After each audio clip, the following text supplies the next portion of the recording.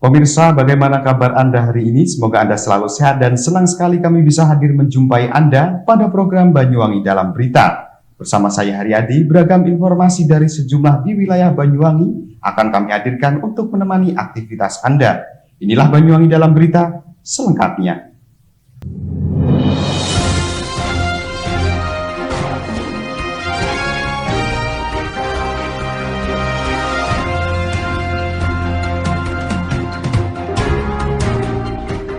Mengawali informasi yang pertama, pemirsa, bertempat di Aula Rempeg Jokopati pada Selasa pagi, Pemkab Banyuwangi bersama jajaran Forkopimda mengikuti upacara peringatan Hari Lahir Pancasila. Upacara yang dilaksanakan secara virtual ini dipimpin langsung oleh Presiden Joko Widodo.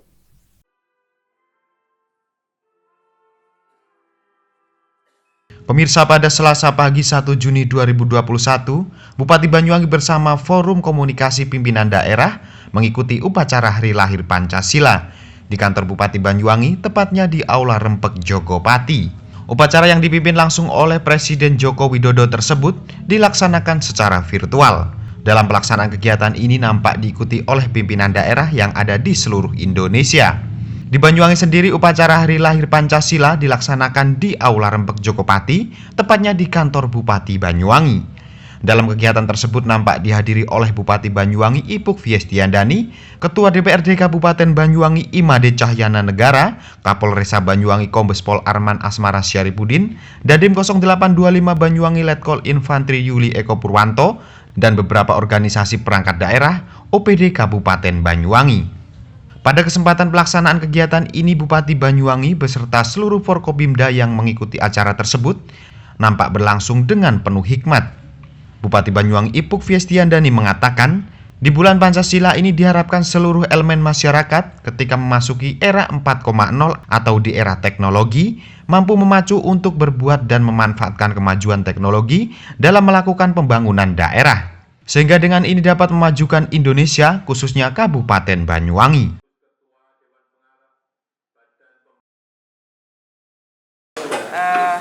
Kalau kita bicara sejarahnya Pancasila, pasti akan sangat panjang sekali ya sejarahnya, sehingga Pak Soekarno bisa membuat dasar negara, ideologi negara ini seperti Pancasila. Dari pasal 1 sampai pasal 5 sudah lengkap, dan itu berciri khas Indonesia. Dan memang sebelum Bung Karno sendiri menyampaikan ide gagasan tentang Pancasila, beliau melakukan banyak perenungan, banyak pelajaran, banyak doa kepada Tuhan. Nah, inilah yang akhirnya Pancasila bisa bertahan seperti sekarang, mungkin karena doa dari beliau, di mana cita-cita beliau agar Pancasila ini bisa menjadi ideologi dari bangsa Indonesia. Nah, sekarang bukan waktunya lagi kita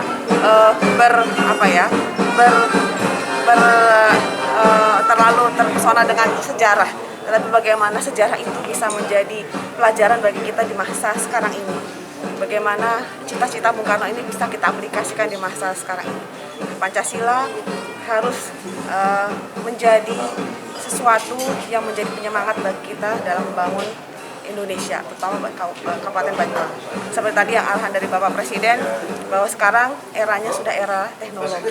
Bagaimana teknologi yang berkeindonesiaan inilah ya yang memacu kita untuk bekerja, untuk berbuat. Nantinya teknologi ini berguna untuk dalam pembangunan Indonesia dan khususnya di Banyuwangi. Nah, kita sekarang juga sedang berusaha untuk berinovasi dalam program digitalisasi.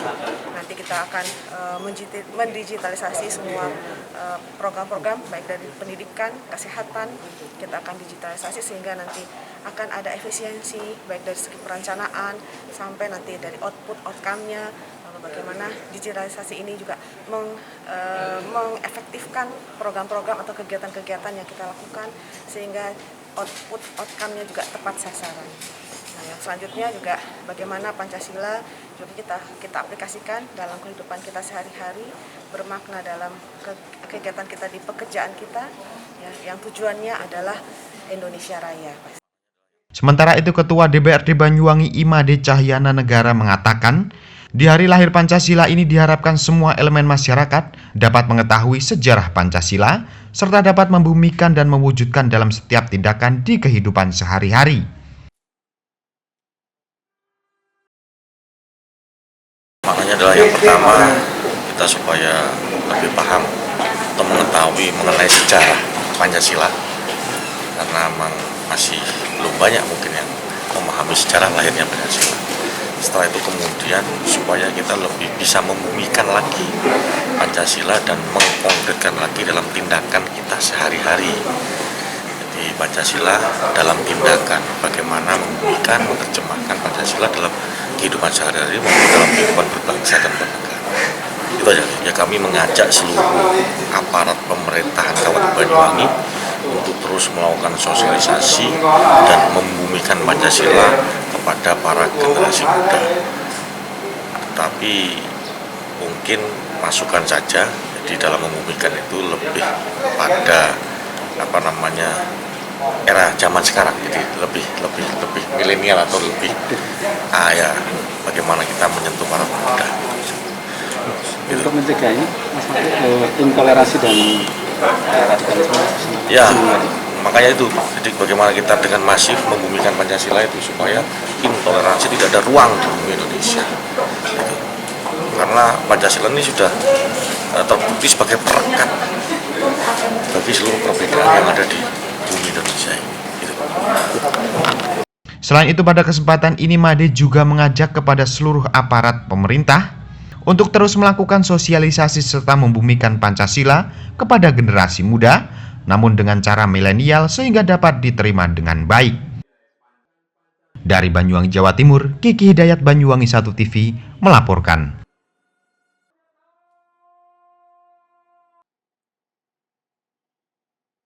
Memasuki 3 minggu pasca Hari Raya Idul Fitri, pengguna jasa angkutan kereta api di stasiun Banyuwangi Kota mengalami peningkatan. Peningkatan di stasiun ini diprediksi mencapai hingga 70%.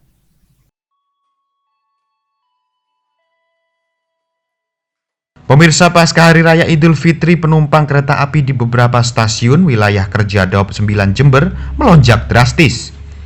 Salah satu stasiun yang mengalami peningkatan penumpang tersebut yakni stasiun Banyuwangi Kota.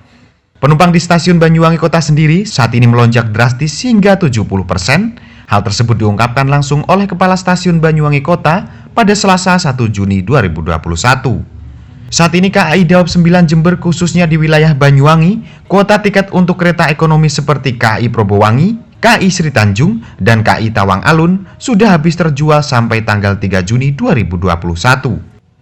Meskipun banyaknya lonjakan penumpang, jasa transportasi KAI tetap menjalankan protokol kesehatan bagi penggunanya, seperti menggunakan masker, wajib tes COVID genus maupun rapid antigen, dan penumpang juga dianjurkan untuk memakai baju lengan panjang. Jika penumpang kedapatan tidak membawa persyaratan seperti surat bebas COVID-19, maka pihak KAI tidak memperbolehkan calon penumpang untuk melanjutkan perjalanan dan akan diarahkan oleh petugas untuk merefund tiket pembelian di loket stasiun KAI. Di stasiun Banyuwangi sendiri beberapa layanan yang wajib menggunakan surat bebas COVID-19 diantaranya KAI Sri Tanjung rute stasiun Banyuwangi Yogyakarta, KAI Wijaya Kusuma rute Banyuwangi Cilacap, KAI Probowangi rute Banyuwangi Surabaya, KAI Tawang Alun rute Banyuwangi Malang. Namun untuk kereta lokal seperti KAI Pandanwangi yang memiliki rute perjalanan Banyuwangi Jember dan sebaliknya tidak diwajibkan menggunakan surat bebas COVID-19. Sementara itu, Kepala Stasiun Daop 9 Jember Yasin membenarkan bahwa saat ini mengalami lonjakan penumpang kereta api sampai 70%, bahkan kereta lokal setiap pemberangkatan satu hari bisa mencapai 200 penumpang.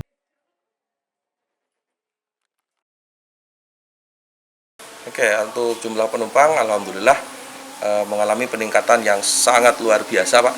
Karena untuk kereta api kita, khususnya kereta api ekonomi PSO, yang jalan hari ini ada Tawang Alun, dari Ketapang sampai dengan Malang, Probowangi, Surabaya, tujuan Surabaya dari Ketapang, Sri Tanjung dari Banyuwangi sampai dengan Lempuyangan untuk ekonominya, itu habis sampai tanggal sampai tanggal 3, Pak. Jadi sudah habis sampai tanggal 3. Dan untuk kereta api Wijaya Kusuma yang kita layani sampai di hari-hari tertentu sampai dengan tanggal 30 Juni dan kita sudah share di semua media sosial resmi kita, di KAI 121, di Twitter, ada di kereta api kita, itu juga alhamdulillah pelanggannya di atas 70%. Jadi ramai banget Pak, dan untuk kereta api apalagi kereta lokal Pak, sehari kenaikan dari stasiun Banyuwangi Kota itu rata-rata per keberangkatan itu di atas 200 penumpang. Untuk penolakan sendiri itu tetap ada Pak, karena memang kita diwajibkan untuk mematuhi prokes protokol kesehatan.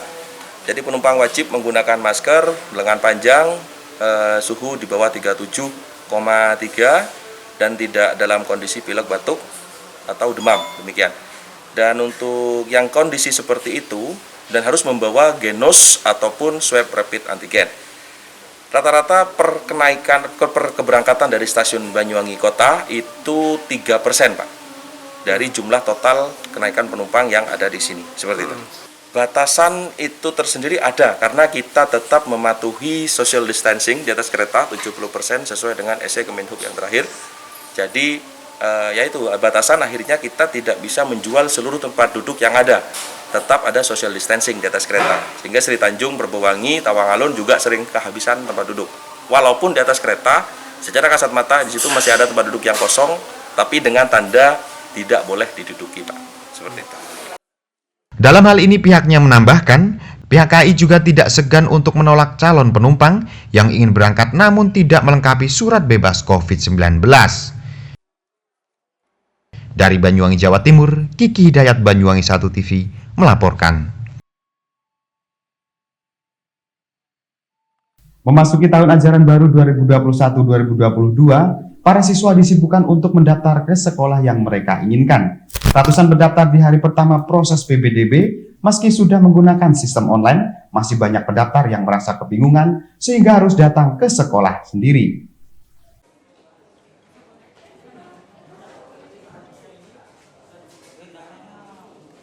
Pemirsa, beginilah potret kesibukan ratusan siswa yang mulai mempersiapkan berkas pendaftaran di salah satu sekolah menengah kejuruan favorit yang ada di Kecamatan Tegalsari, Banyuwangi.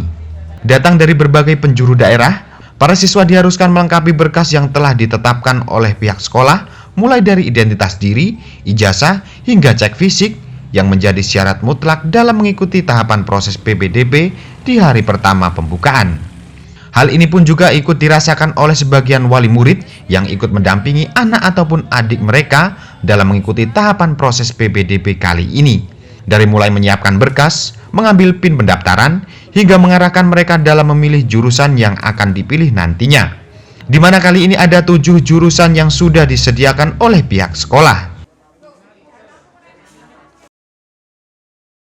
Sempat lewat online, tapi adiknya mintanya ke sini. Pada tahapan kali ini SMK Negeri 1 Tegalsari sendiri menyediakan pagu 576 yang terbagi ke dalam 3 jalur, diantaranya jalur afirmasi, jalur zonasi, serta jalur prestasi akademik.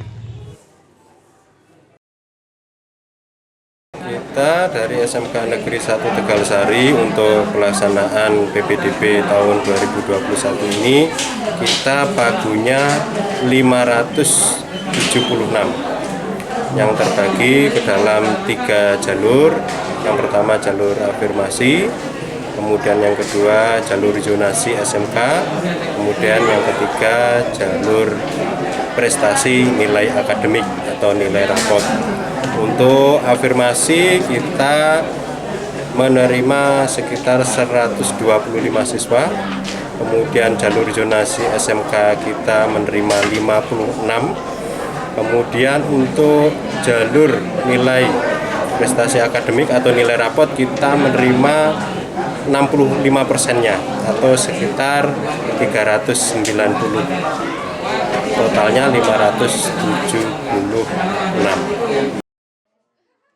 Pada hari pertama PPDB kali ini, Hartono menyebutkan ada sekitar 470% yang sudah mendaftar lewat jalur online. Meskipun sudah menerapkan sistem online, namun pada aplikasi di lapangan banyak siswa ataupun wali murid yang masih kebingungan, termasuk pendaftaran yang berdomisili di luar Banyuwangi, sehingga pihak sekolah tetap memberikan pelayanan bagi para pendaftar yang datang langsung ke sekolah. Dari Banyuwangi, Jawa Timur, Eko Purwanto, Banyuwangi 1 TV melaporkan. Baik pemirsa, berita tadi sekaligus menutup perjumpaan kita pada kali ini. Dan jangan lupa untuk tetap patuhi protokol kesehatan yakni 3M. Memakai masker, mencuci tangan, dan menjaga jarak. Saya Haryadi serta kerabat kerja yang bertugas pamit undur diri. Jaga kesehatan dan sampai jumpa.